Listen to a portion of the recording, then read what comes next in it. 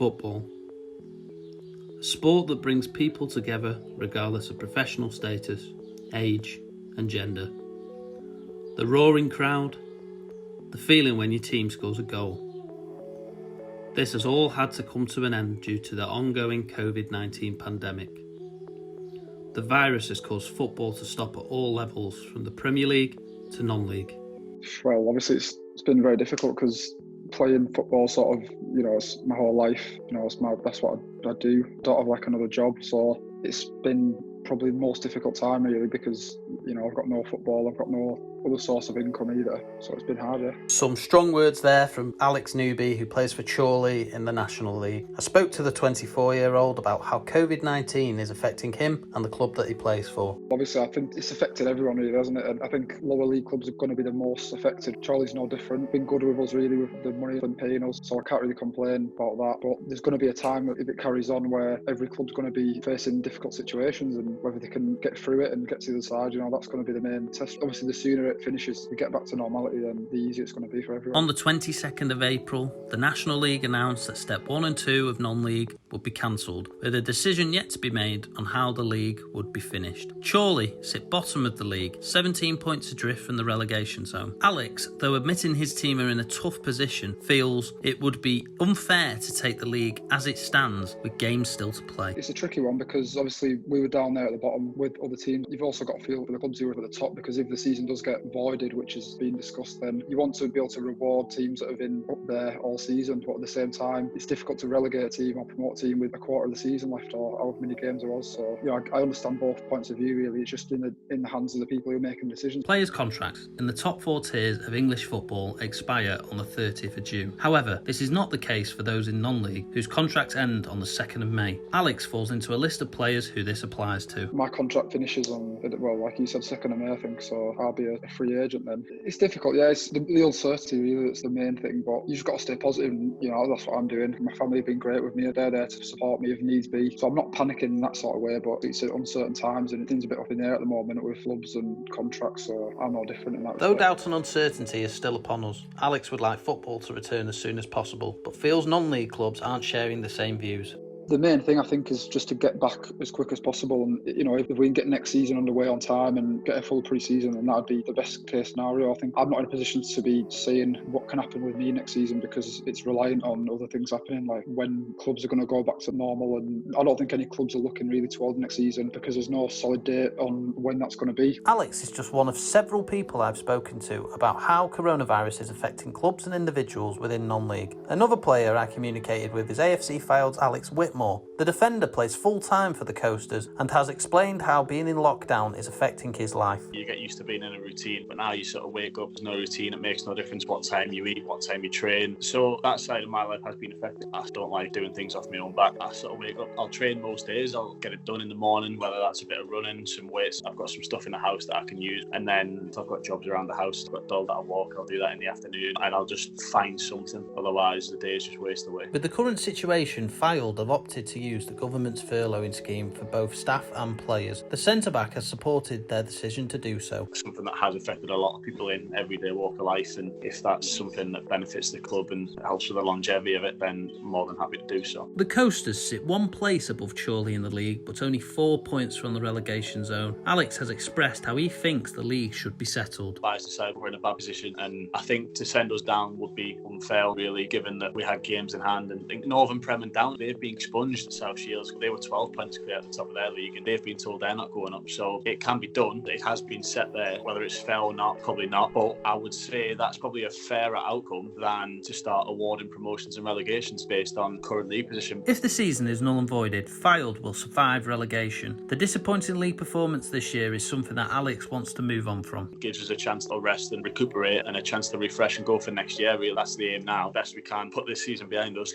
Within reason, we look at it and why it went wrong and and try and take that into next year and improve. But we would want to try and get this one behind us and look at being a lot stronger next year. The National League played an extra weekend of football to the top 4 tiers. Did Alex realise the impact the virus would have on the sport? We were wondering why are we the only ones that were still playing, and then the Tuesday got cancelled and then the Saturday, and that was it. I think everyone was hoping that it isn't going to be as serious as it was and we're going to have some light in the tunnel by now. The fact is that nobody knows. We're in uncharted waters and it could be months. I'm hearing rumours of 2021 and that's the hardest part to deal with, is it's completely unknown. I continued my research by dropping down to step 2 of non-league, firstly talking to Altrincham FC manager Phil Parkinson, who went into detail on how he's coping with day-to-day demands with no football. At first, it was nice to have a bit of a break from the kind of rat race. I know it's not a holiday, but that's how it felt because I'm never at home. So it was quite relaxing to have that time with my family. But after a week or so, you're chomping to get back. It's been difficult psychologically. You're doing whatever you can to stay sort of mentally healthy. You're speaking to people all the time and you're getting out exercising. But the most important thing for me is just spending time with my kids and my wife. Though lockdown has forced him to stay away from football, Phil is not letting coronavirus dampen his spirit. It's brought communities together in a strange way, something like this, which is great as well. Just the standing outside on a Thursday night clapping for the NHS, people actually speaking to the neighbours, going round making sure people are okay. I probably spoke to 5 or 6 of my neighbours since I've lived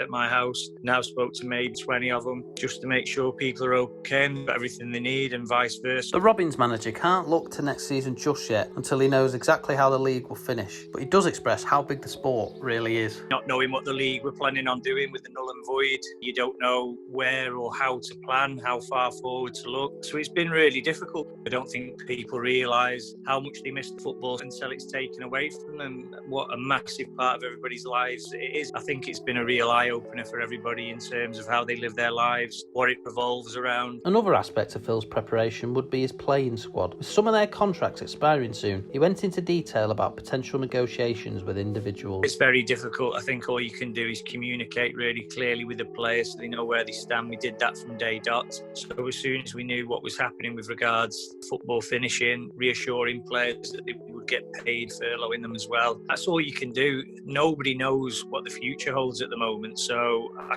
can't make players promises that I can't keep. Despite uncertainty surrounding the virus and what could happen to clubs due to it, the Robins manager is grateful for the Altrincham fans' ongoing support throughout. I must say how fantastic the fans have been. When we speak about communities coming together, the Altrincham community, I think they've raised close to 25-30 grand. It just shows what the football club means to them and what they're willing to do to try and keep it afloat. Without them, we certainly would be in financial trouble, so they always step up to the plate as and when we need them. Altrincham sit 5th in the league, making it the 2nd consecutive year the Robins have finished in a playoff place. If there was an opportunity for the season to be continued, Phil outlined how he would want it to happen. We'd relish the chance to have the playoffs back. Is it going to be a situation that's going to hurt our club, or are we going to be able to survive it and go and compete at the level higher? There's lots to think about before we got to that point, but from a football point of view, players want to play. I'm missing it like crazy as a manager. All my staff want to be involved in games, so if we can do it, we just want to play as soon as possible. The next club I looked into was Chester FC of the National League North. Current director Jeff Banks went into further detail of how the league could be decided now this year's season has been cancelled. The next stage on that, the National League will be going back to the clubs to presumably put a voting scheme in as to how they want the season to be closed down. So whether it be they would look to either do a null and void situation or like points per game average. Now whether that allows teams to be promoted and relegated, it is another matter as well. One option apparently being discussed is to null and void the season. With the club sitting in a playoff place, Jeff thinks this outcome would be a disappointing decision. Null and void is quite a difficult one to take for everybody who's in a position of challenging for something. If you were in a playoff place or in a promotion place but not managing to secure automatic promotion as yet, you want that fight to continue. And I know our management team, they deserve success, and I'm sure other clubs would say the same if they're in the same boat, but they want to finish the job, and I'm sure any manager out there would be the same. However, he was keen to point out that because of the effects of COVID-19,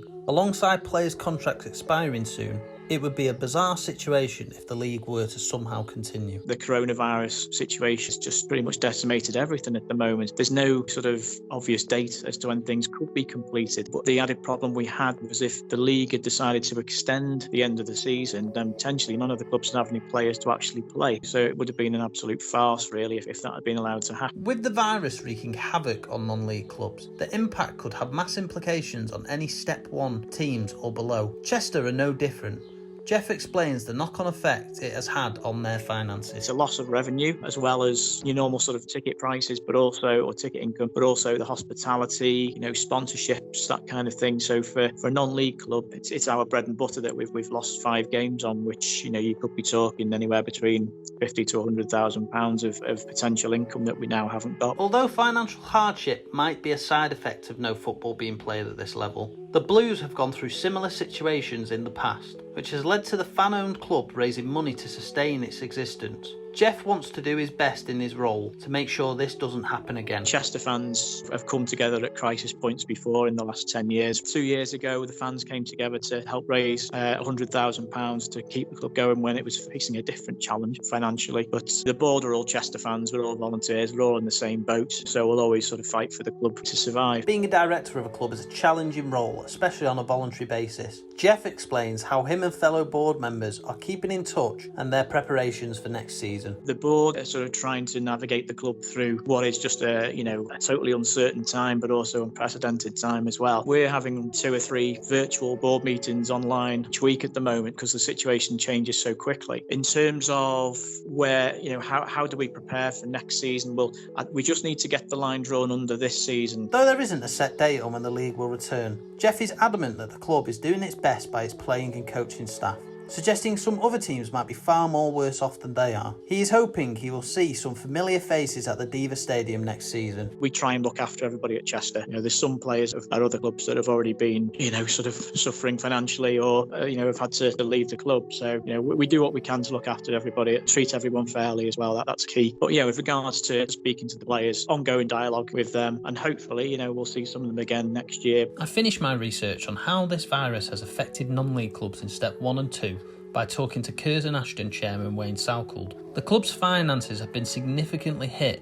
both on and off the pitch, but the Nash's youth teams have continued to support them. All our income have stopped from our bar, our function room and our 4G. The only thing we are grateful is a lot of our junior parents, we've got one of the biggest junior setups in Greater Manchester, they carried on paying the subs, so that's helped the club in terms of getting a bit of revenue in, but other than that, everything's been stopped. Alongside the junior team's ongoing subscription payments, Curzon have set up a GoFundMe page to raise more revenue for next season's budget, in which there have been numerous donations so far. We've got a crowdfunding page at the moment, which is doing okay. Not as good as everyone else's, but we're so grateful what people give. We've had ex-players, all the directors, all the supporters. It's just absolutely fantastic, the response. And I'm so grateful because that's going to come in handy for when we start up. We can help the club in terms of still paying for the 3G, which helps with the revenue. The Nash sit 3 places above the relegation zone in 18th position as of the season being cancelled.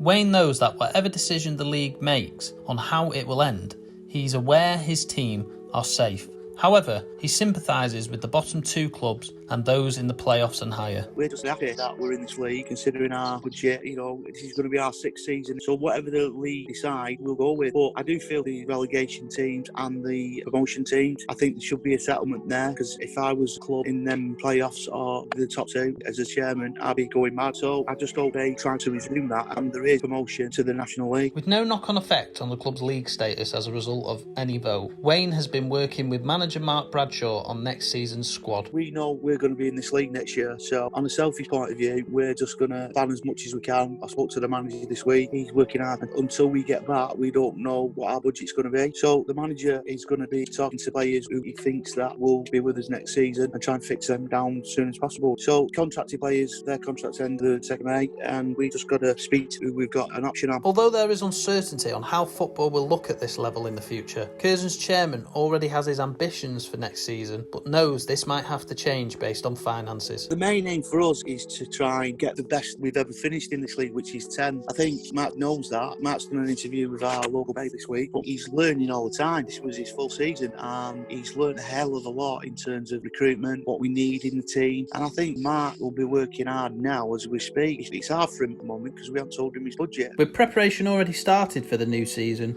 Wayne is still unsure when these plans may come into practice. Players will be up in the air with everything because they won't know what's happening. And once we know when we've got a start date for the league, then it'll be even better for us. But we're like anyone else, we do not know what's going to go on in terms of when it's going to start, because it'll start around the 7th of August. Do I doubt that'll happen? I do not know. I've no idea at the moment. As we have heard from individuals at clubs in the National League and the National League North, the ongoing damages of COVID-19 has caused mass effect on teams' finances, playing and coaching staff, board members, and potentially even their existence.